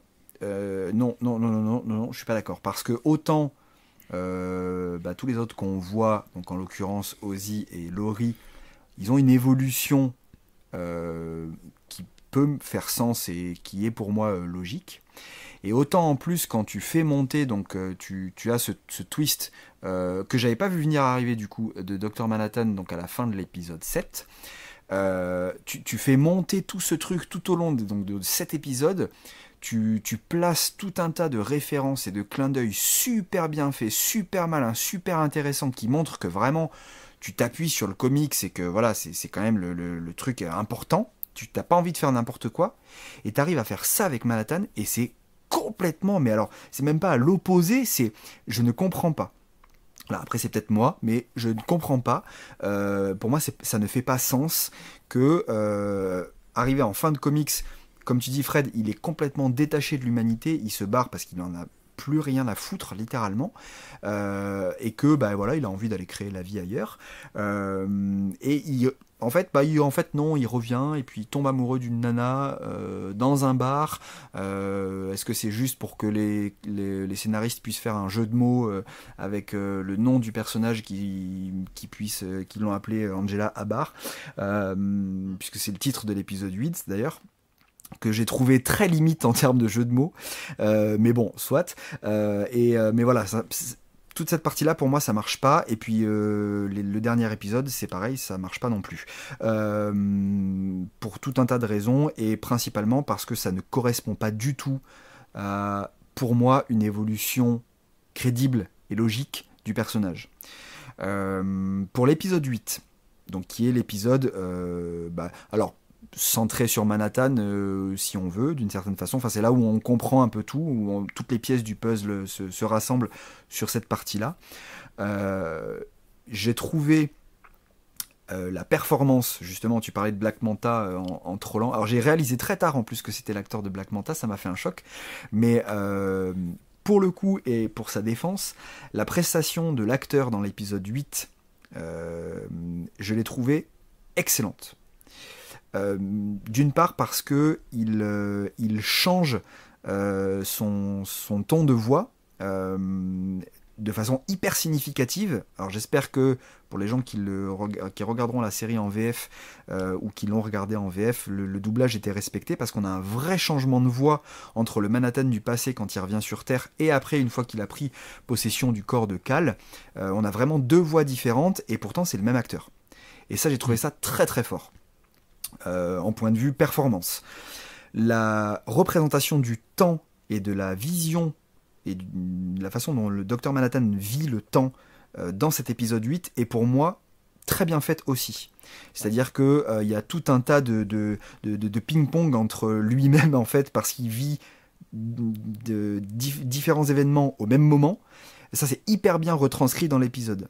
Et c'est ça qui me fait d'autant plus rager sur ce qu'ils ont fait du personnage, parce que cette construction d'épisode montre qu'ils l'ont compris.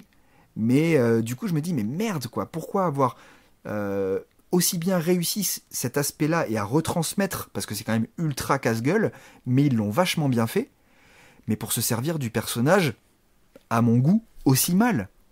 Après, le côté un peu cheapos des FX, je suis relativement passé outre. Je me suis dit, bon bah voilà, on n'est pas sur une prod hollywoodienne à gros budget, donc... Enfin, c'est HBO, quoi.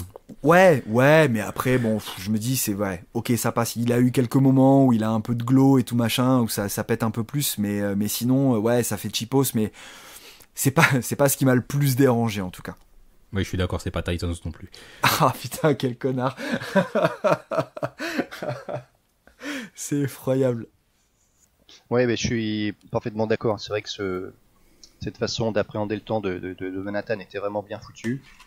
Mais vraiment, quoi. Encore l'impression ou alors c'est de la surréférence. Voilà, il se transforme en Dr Manhattan à cause de la montre de Jenny. Ensuite, ça change dans sa vie grâce à Laurie. Et là, il fallait absolument une autre fille pour le faire évoluer. Enfin, vraiment, ça fait trop, quoi. Ça fait... Ouais. Bah, en fait, le problème que j'ai, c'est que, typiquement, j'aime beaucoup la fin. Le fait qu'il transmette son pouvoir. La fin est ouverte.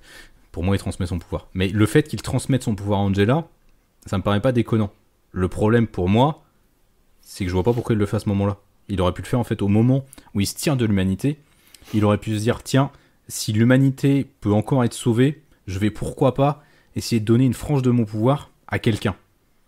Et je trouve que ça aurait été peut-être un peu plus intéressant dans la logique de Manhattan de se dire, ah, il reste peut-être un espoir, mais j'en ai tellement plein le cul de cette planète et de ces abrutis que je vais me tirer et je verrai même pas les conséquences de ce que j'ai fait. Ouais, et à la limite, j'aurais trouvé ça plus intéressant. Ça aurait pu être ça. Et surtout... Pardon, ouais.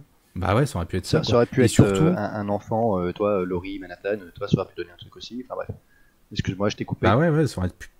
Non, mais pas de souci. Ça aurait pu être plein de trucs. Et c'est marrant parce que les derniers chapitres de Doomsday Clock étaient en train de paraître aux États-Unis alors que Watchmen était en train d'être diffusé.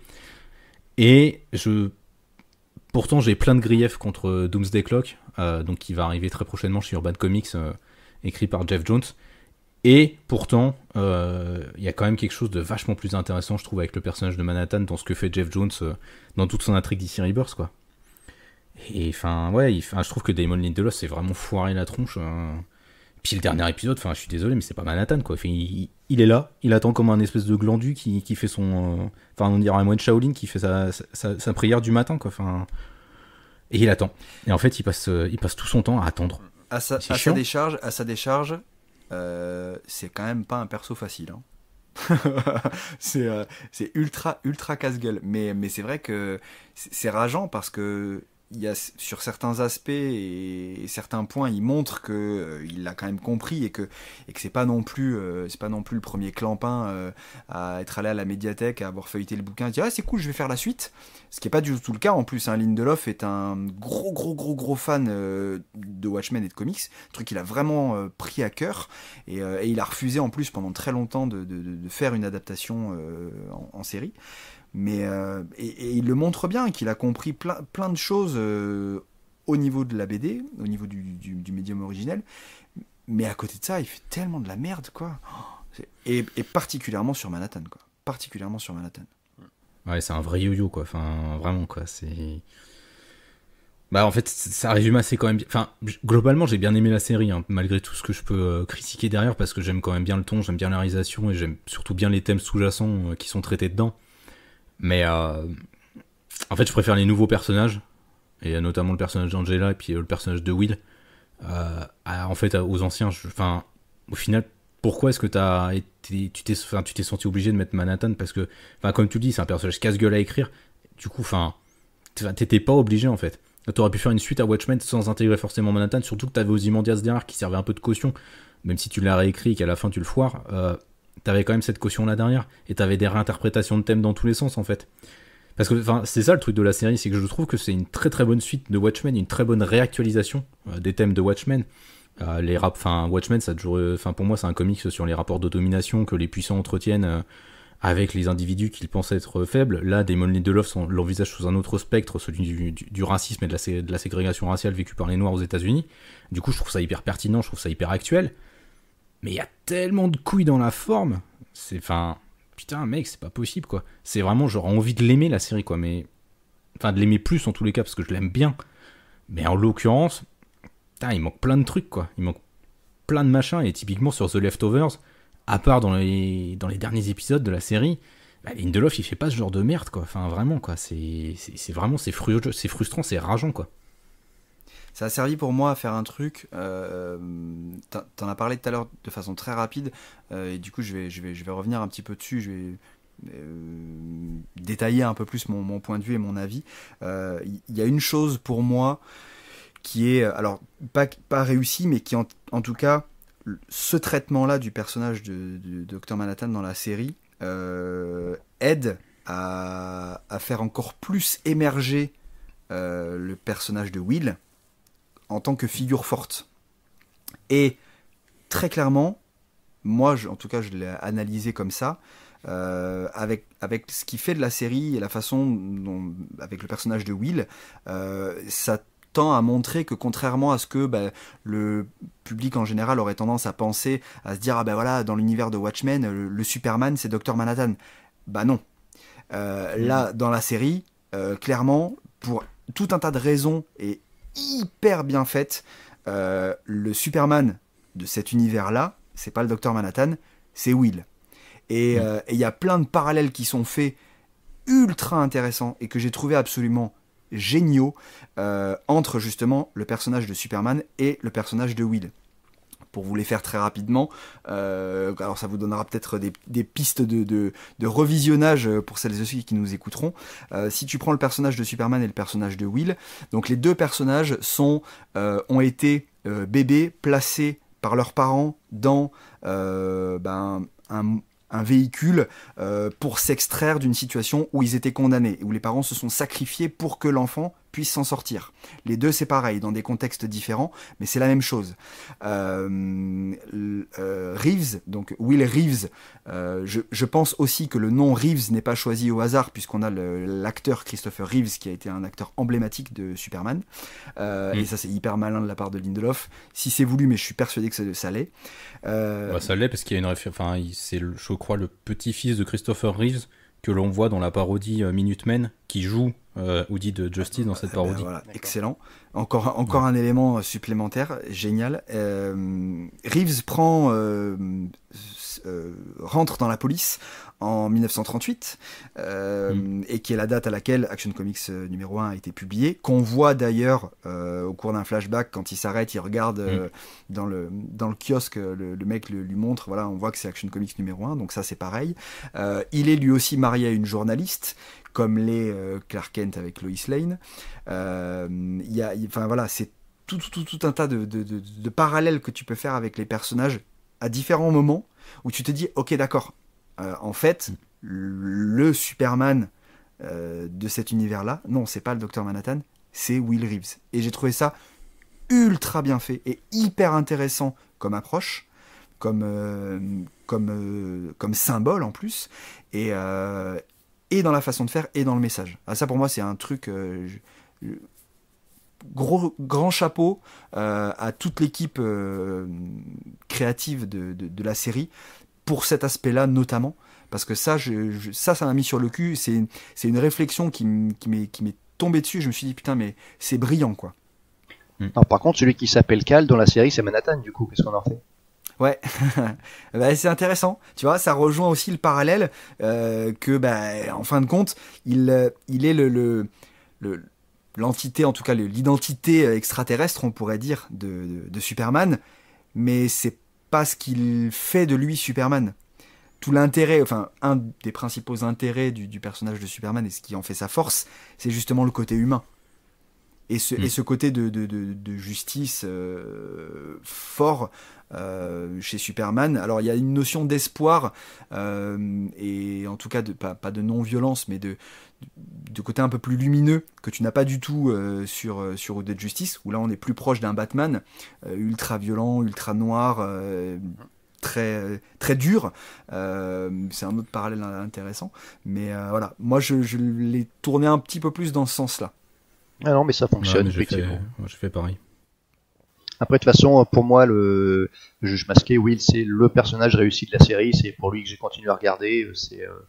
Et c'est là aussi où on voit que il y a vraiment eu une vraie connaissance du comics, parce que toutes les infos qu'ils ont cherchées pour construire le personnage, elles sont dans le comics, mais il faut aller les chercher dans les extraits du journal d'Hollis Mason, etc.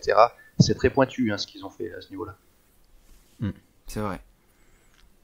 Ah non, mais clairement, de toute façon, c'est la grande réussite. Et enfin, je trouve que Damon Lindelof, mine de rien, arrive à...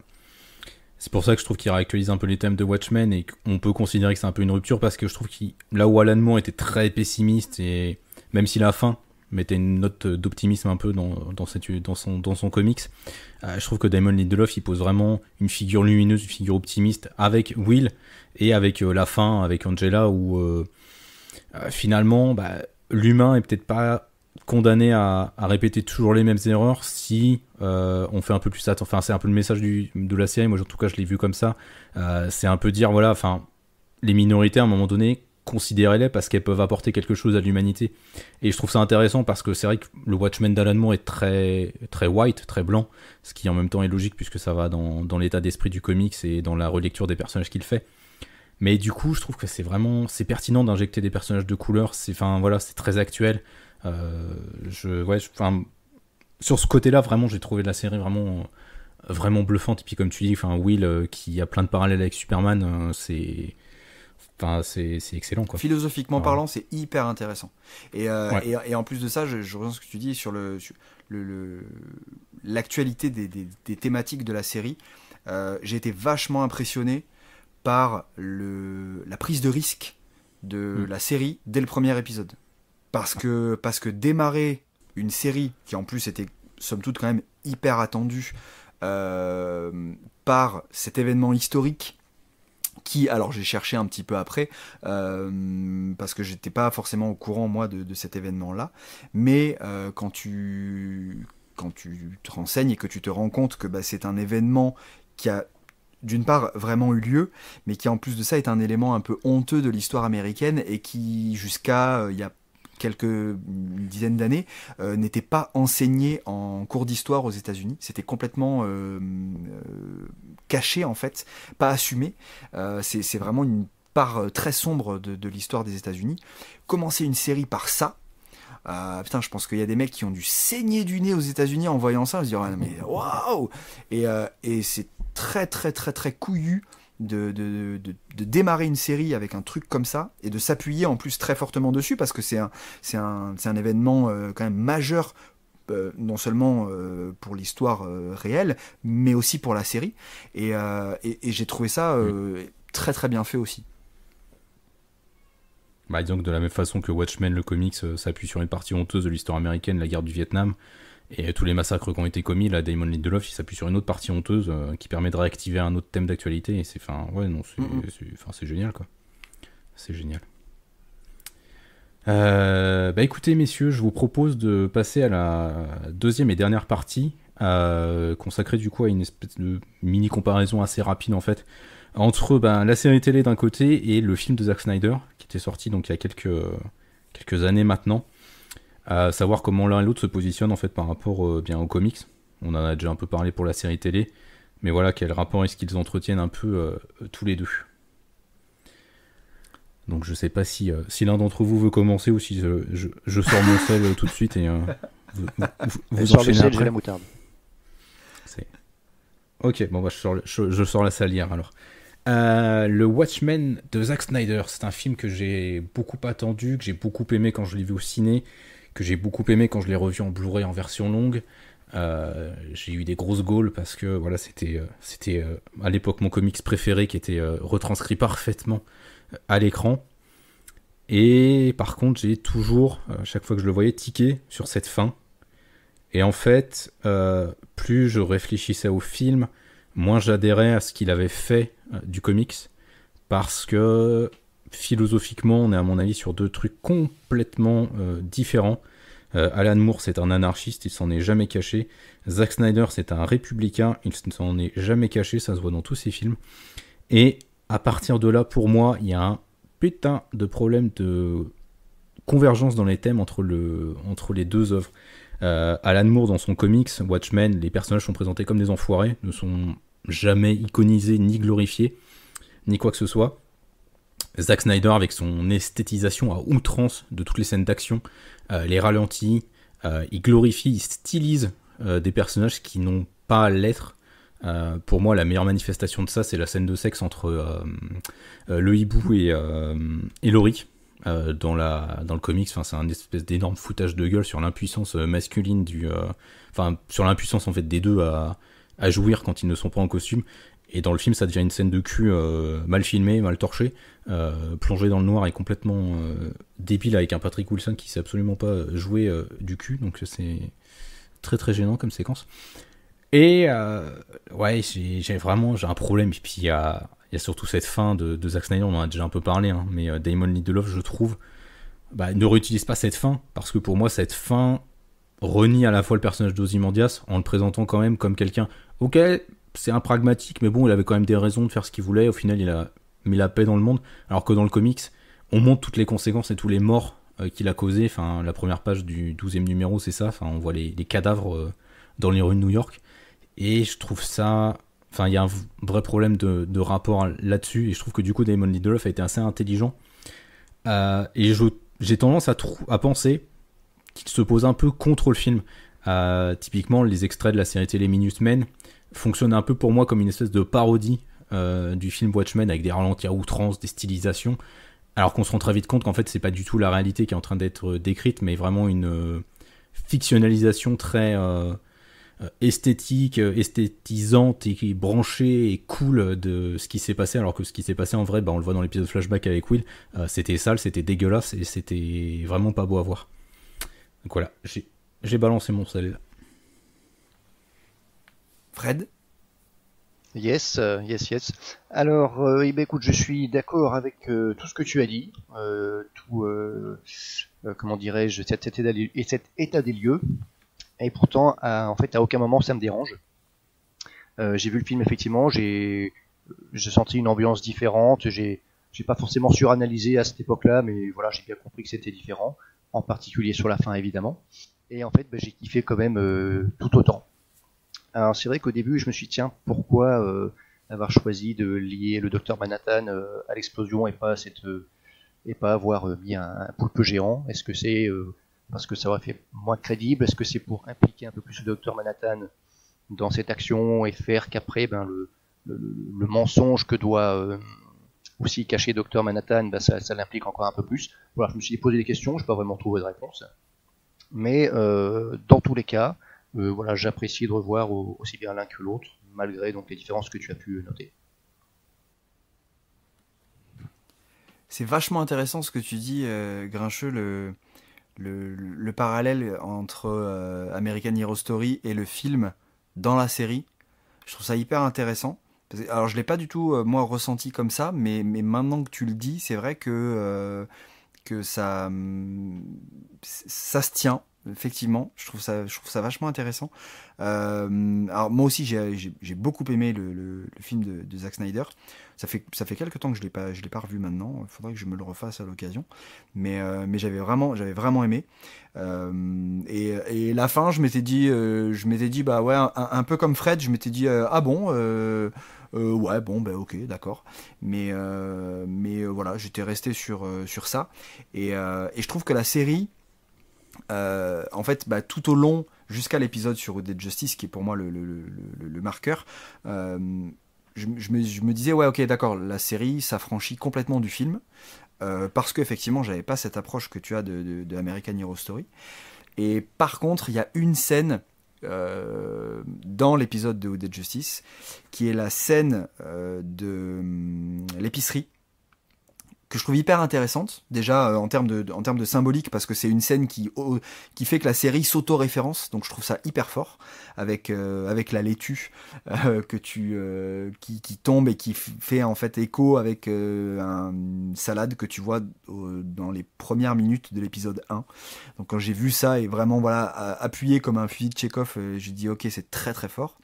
Mais voilà, dans cette série, enfin dans ce flashback, pardon, il y a un passage qui est repris dans la série, donc dans American Horror Story, le sitcom, on va dire, dans la série, et qui est reprise à l'inverse, comme tu dis, effectivement, de façon hyper esthétisée. Je ne sais pas si ça se dit, mais je pense que vous avez compris le délire. Ou esthétisante, merci. Tu peux dire. Où bah, tu as Dead Justice qui, pour sauver la veuve et l'orphelin, va passer au travers de la vitre pour rentrer dans l'épicerie et aller aider la veuve et l'orphelin de l'épicerie qui est en train de se faire braquer. Ça, c'est ce qu'on voit dans le sitcom, sauf qu'en fait, dans la réalité, l'épicier est un enculé fini. Il n'est pas du tout en train de se faire braquer, c'est lui qui est en train d'essayer d'allumer Dead Justice, puisqu'il fait partie de la confrérie Cyclope et que Dead Justice vient de les tabasser dans l'arrière-boutique. Et donc pour s'échapper en fait de cette situation, il va sauter au travers de la vitrine, passer au travers de la vitrine pour s'échapper. Et au moment où il passe au travers de la vitrine, on a donc ce ralenti ultra esthétique et ultra Zack Snyder. Il n'y a pas plus Zack Snyder dans toute la série que ce moment-là. Et quand j'ai vu ça, je me suis dit, d'accord. Là, on a le clin d'œil très appuyé, mais en même temps, j'ai trouvé que ça faisait un petit peu hommage, parce que c'est un flashback du passé. Donc, ça fait une référence au passé de l'univers et au passé des adaptations quelque part de Watchmen. Et je me suis dit, c'est malin de l'avoir fait comme ça, parce que tu t'affranchis du film de par ton propos, de par ce que tu utilises, de par les références que tu fais, mais tu montres avec juste ce plan-là que tu le renies pas complètement.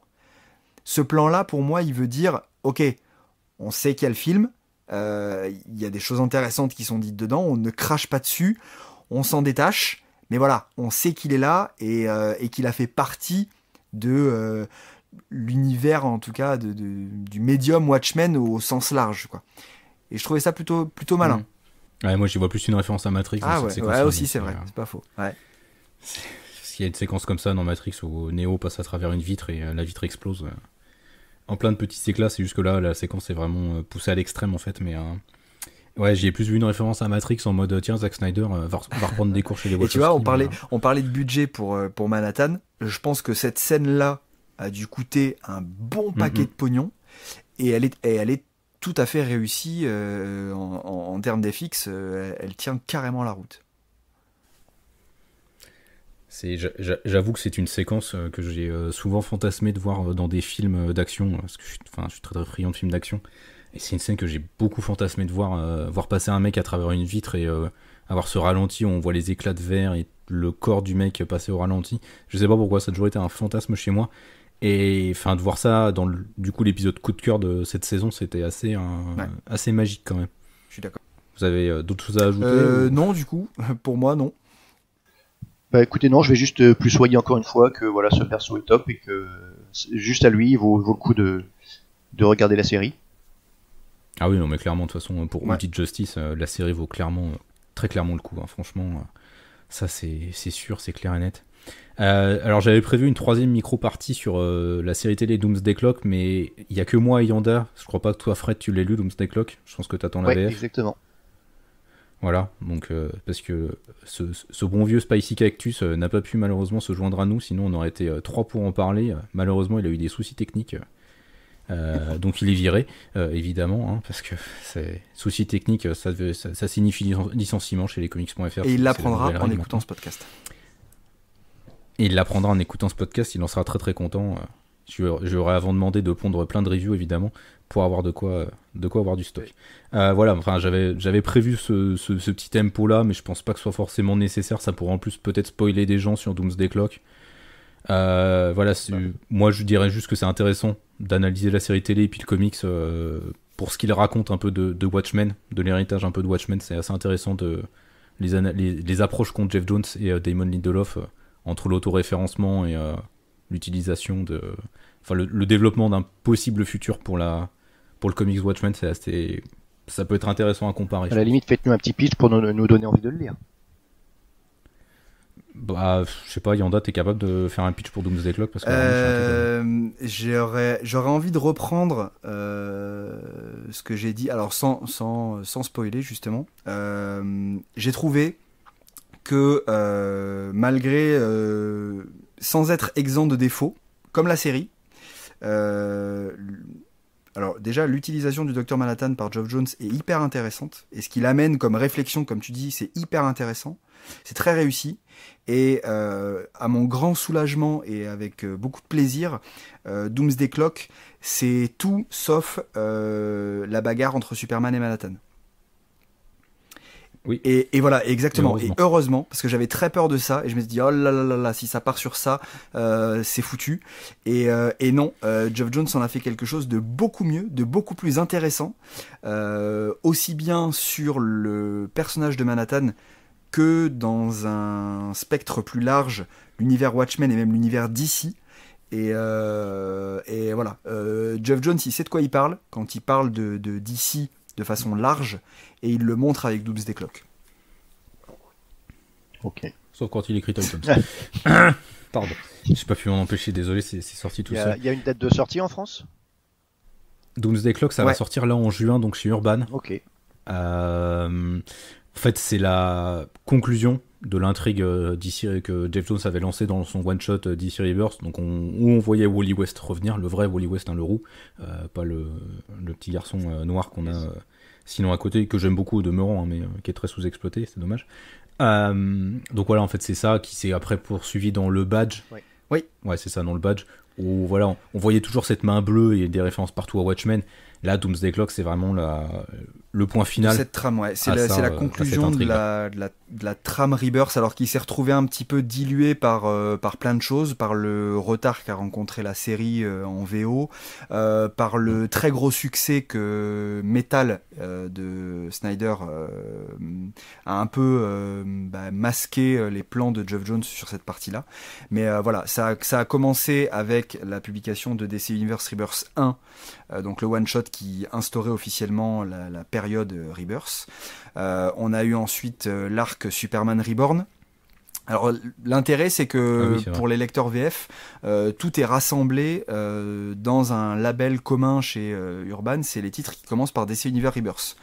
Donc tu as DC Universe Rebirth Superman qui comprend l'arc Superman Reborn et qui continue un petit peu ça. Tu as le crossover Le Badge, crossover entre Batman et Flash, qui aussi continue de poser un petit peu des graines, de faire des questions un petit peu sur qu'est-ce qui se passe, pourquoi il y a tout ça, etc. etc. Et après, tu as le Doomsday Clock, qui est donc le point final de cette partie-là, en tout cas, initiée par Geoff Jones. Voilà, et qui révèle du coup les secrets un peu du one-shot, de tout le one-shot Rebirth. Ça fait un petit moment que c'est en cours, quoi. La Doomsday Clock, il y a 12 numéros, donc c'était prévu sur un an au final, et en fin de compte, ça a duré 2 ans. Ouais, mais même le Rebirth, moi, ça fait... Enfin, je suis pas tout à fait à jour, mais ça fait quoi, 2 ans que c'est lancé, en France En France, ça fait 3 ans, là, oui. Même. Oui. Ouais, ça fait 3 ans là que ça a été lancé, donc voilà, la conclusion arrive en juin, mais oui, ça a chaotique. été un peu le succès de Batman Metal, là, voilà, ça a été chaotique, le succès de Batman Metal et de tout ce qu'avait voulu mettre en place Scott Snyder a fait que Doomsday Clock a été un peu mis en recul, alors que normalement ça aurait dû être le fer de lance du nouvel univers d'ici, mais bon, les frictions entre Dan Didio et Geoff Jones étant ce qu'elles sont, ça a malheureusement été un peu chaotique.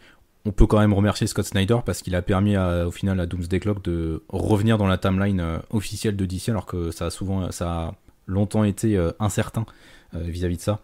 Donc on peut remercier Scott Snyder qui dans sa Justice League réutilise des éléments développés par Geoff Jones dans Doomsday Clock. Mais c'est cool parce qu'il n'y a pas de redite entre la série télé Watchmen et Doomsday Clock. C'est pas du tout une transposition, c'est vraiment deux approches différentes. Et il y a des défauts dans les deux, mais il y a de très bonnes choses dans les deux aussi. On va regarder ça. Ouais, c'est exactement ça. C'est vraiment pas les deux mêmes choses, c'est deux approches différentes de Watchmen, mais qui sont à mon avis très très intéressants pour se demander quel est l'héritage de Watchmen aujourd'hui dans l'univers des comics actuels. Je trouve que c'est vraiment très intéressant. Écoutez, messieurs, je vais vous proposer une petite conclusion assez rapide. À votre avis, est-ce qu'il faut une saison 2 pour Watchmen ? Oula. Moi, je dirais, pour prendre la parole, oui, mais ça dépend. Si c'est sur Laurie et le hibou. Voilà, si c'est... alors, effectivement, il y a plusieurs possibilités qui m'intéresseraient, et il y en a une qui m'intéresserait pas du tout. Ce qu'on a dit tout à l'heure, donc la conclusion de la série, puisque à date, en tout cas à aujourd'hui, à l'heure où on enregistre ce podcast, il n'y a pas officiellement de saison 2 de prévue ou d'annoncée, que ce soit par Lindelof ou par quelqu'un d'autre. La porte est ouverte, en tout cas du côté de Lindelof, mais on n'a rien d'officiel pour l'instant. Mais je trouve déjà que le final est d'un nul. Mais c'est nul, c'est nul. J'ai vu le truc arriver, le coup là, elle arrive au bord de la piscine. Je me suis dit non, vas-y, non, s'il te plaît, pas comme ça. Et voilà, elle fout le pied au-dessus de l'eau et je me suis dit c'est sûr, il va le faire. Et effectivement, voilà, il coupe juste au moment où elle a le pied qui frôle l'eau, et donc tu sais pas si elle a effectivement absorbé les pouvoirs de Manhattan et donc elle va marcher sur l'eau, ou si elle va lamentablement s'effondrer au fond de la piscine comme une grosse merde. C'est ouvert, c'est super, c'est tellement ce qu'on faisait il y a 20 ans que ça en est interdit de le faire aujourd'hui, et je trouve ça effroyable d'avoir conclu cette série qui a pourtant énormément de points positifs, comme on vient de le dire, de cette façon-là.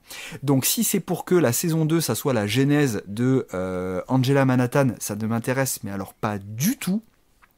Pas du tout. Si c'est pour faire ça, non merci, et voire même surtout pas, parce que vous risqueriez de foutre en l'air tous les points positifs de la saison 1. En revanche, si c'est pour aller explorer complètement autre chose, pourquoi pas ?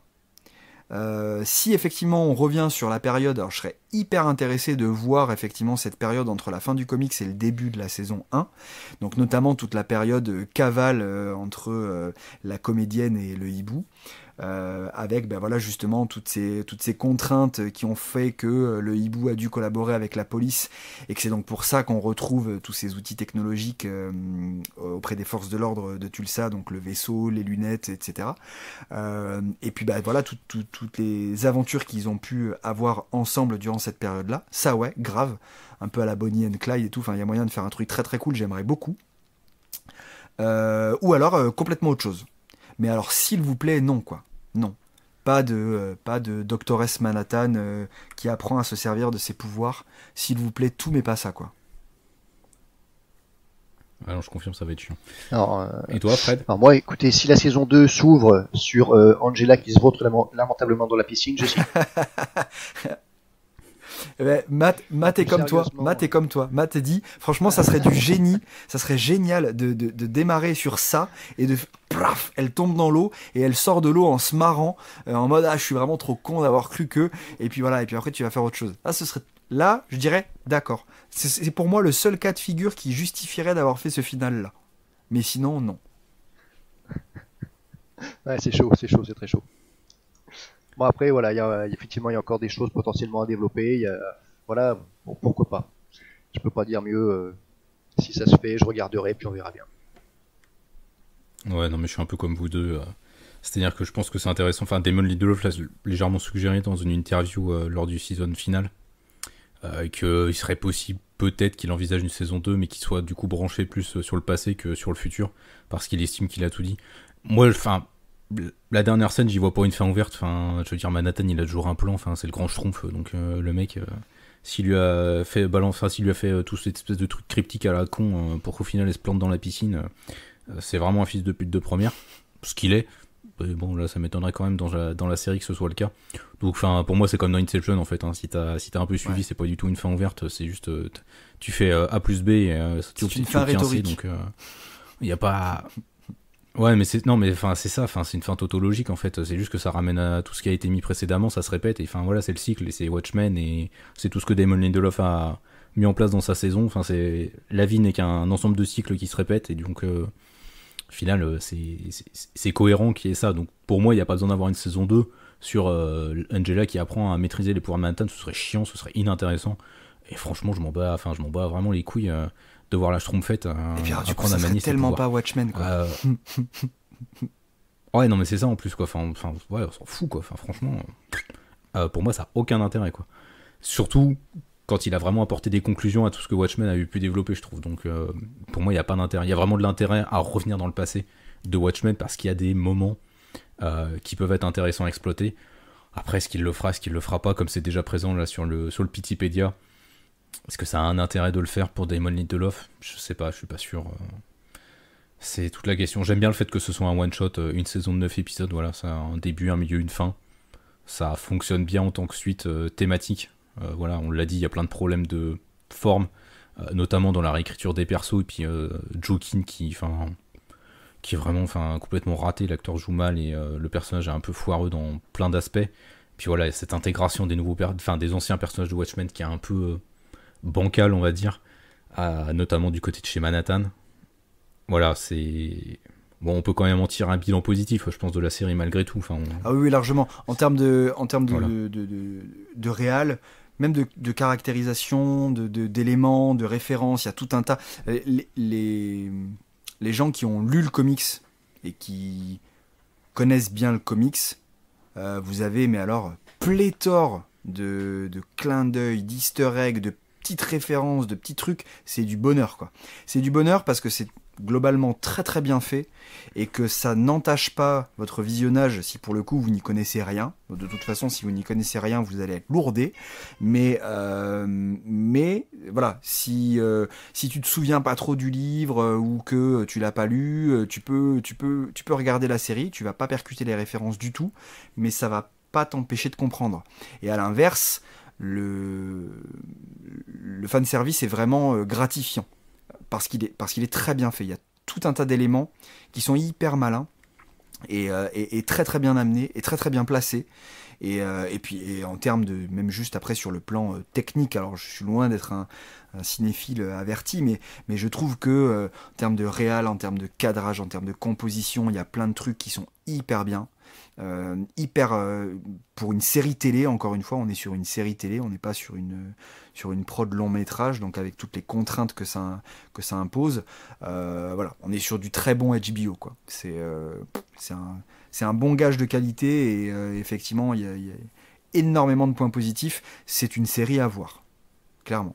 Non, je voulais dire, il y en a un il y a une minute qui a imité le chat, il le fait vachement bien. Ah oui, non, mais mon chat est on fire, donc. Et d'ailleurs, en Comme parlant j'ai de dit, chat, c'est comme à chaque podcast. mon petit regret. On n'a pas vu de Boubastis ou de clone de Boubastis. Oui.